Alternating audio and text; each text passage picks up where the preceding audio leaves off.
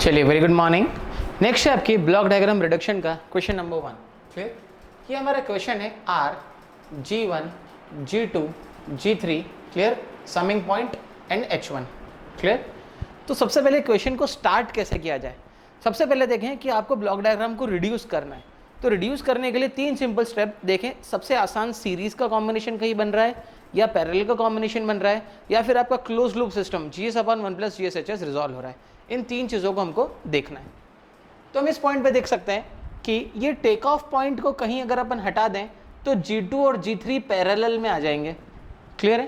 Parallel इसलिए क्योंकि इसका एरो भी इधर जा रहा है, इसका एरो भी इधर जा रहा है, दोनों एरो एक ही डायरेक्शन में है, तो वो पैरेलल में आ जाएंगे। सेकेंड पॉइंट अब क्या सोचना है, इस टेक ऑफ पॉइंट को किधर शिफ्ट किया जाए। क्लियर? अगर मैं इस टेक ऑफ पॉइंट को इधर शिफ्ट कर देता हूँ, है ना, इस टेक ऑफ पॉइंट को उठा के मैं यहाँ पर डाल देता हूँ पहली स्टेप में, तो देख सकते हैं यहाँ से एक आ रहा है आपका आउटपुट G2 और यहाँ से आ रहा है H1। तो टेक ऑफ पॉइंट का आउटपुट आ रहा है G2 into H1। Previous lecture से हमको पता है कुछ भी हो जाए टेक ऑफ पॉइंट का आउटपुट चेंज नहीं होता। क्लियर? इस पॉइंट को उठा के मैंने यहाँ पर पुट ऑन कर दिया और ब्लॉक लगा दिया G2 इंटू H1 का, क्योंकि ऊपर आउटपुट यही आ रहा था, नीचे आउटपुट चेंज नहीं हो सकता। क्लियर? तो नया block diagram as it is, R as it is, G1 as it is, G2 plus G3 parallel combination था, तो G2 प्लस G3। अब यहाँ पर इस समर की ज़रूरत नहीं है। जहाँ पर दो या दो से ज़्यादा लिंकेज होता है वहाँ पर समर की आवश्यकता पड़ती है हमको। पर यहाँ पर अगर G2 प्लस G3 एक ही ब्लॉक में कन्वर्ट हो जाएगा और ये भी हट जाएगा, तो आप देख सकते हैं इस पर्टिकुलर लूप के लिए या पाथ के लिए मुझे समर की ज़रूरत नहीं है, तो समर हट जाएगा, सिर्फ टेक ऑफ पॉइंट बच जाएगा।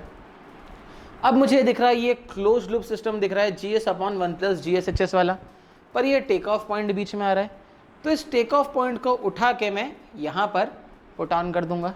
क्लियर? टेक ऑफ पॉइंट का आउटपुट देख लेता हूँ क्या आ रहा है। यहाँ पे सिर्फ G2 इंटू H1 यहाँ पर आउटपुट आ रहा है। क्लियर? अगर मैं इस टेक ऑफ पॉइंट को उठा के यहाँ पर रख दूंगा इस पॉइंट पे, क्लियर, यहाँ पर आप देख लें, अगर आपने टेक ऑफ पॉइंट को उठा के इस पॉइंट के साथ अटैच कर दिया तो G2 प्लस G3 भी सिस्टम के साथ में मल्टीप्लाई हो जाएगा। Clear? Into G2 plus G3, है ना। पर आपका आउटपुट क्या वही बना होना चाहिए, यानी कि G2 इंटू H1 भी बना होना चाहिए। तो आपने क्या करा, यहाँ पर सिर्फ अगली स्टेप में इस टेक ऑफ पॉइंट को उठा के यहाँ पे रख दिया, ये रहा वो टेक ऑफ पॉइंट, और इस सिस्टम को G2 प्लस G3 से डिवाइड कर दिया। क्लियर? ताकि वहाँ से जो भी G2 प्लस G3 आएगा वो इस G2 प्लस G3 से कैंसिल हो जाएगा। क्लियर? और आपका आउटपुट टेक ऑफ पॉइंट का वही बना रहेगा, यानी कि G2 into H1। Clear?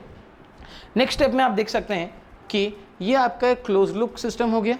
Close loop system को रिजॉल्व करने का तरीका GS/1 + GS इंटू HS, ये हो जाएगा आपका GS/1 + GS इंटू H(S).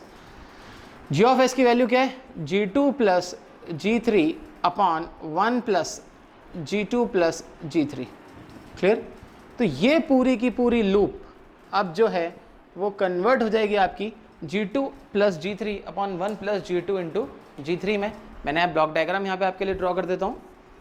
ये रहा समर, ये रहा negative point, this is your G1, है ना, this is nothing blocked but G2 plus G3 upon 1 + G2 plus G3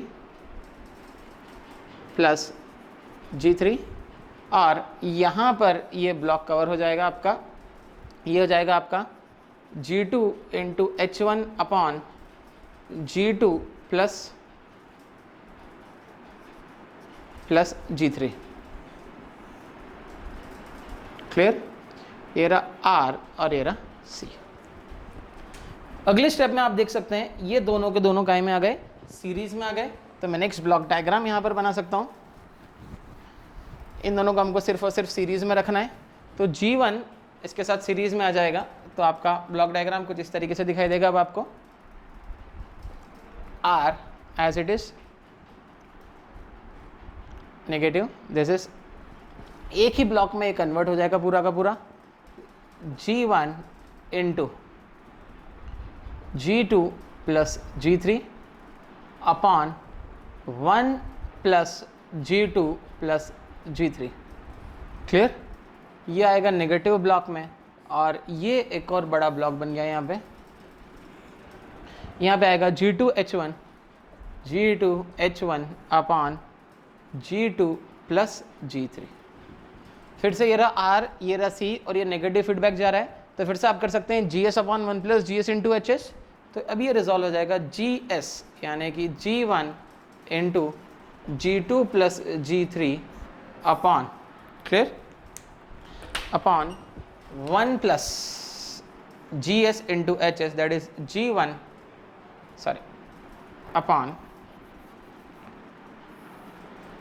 1 plus G2 plus G3, clear, G2 plus G3 upon 1 plus GS into HS, that is G1 into G2 plus G3 upon 1 plus G2 plus G3 into HS, that is G2 H1 upon G2 plus G3। Clear? So this is your complete transfer function. आप चाहें तो और resolve कर सकते हैं इसको।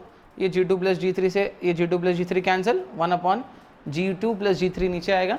आप इसको रिजॉल्व कर सकते हैं। यहाँ पे रिजॉल्व कर देता हूँ एक बार। क्लियर?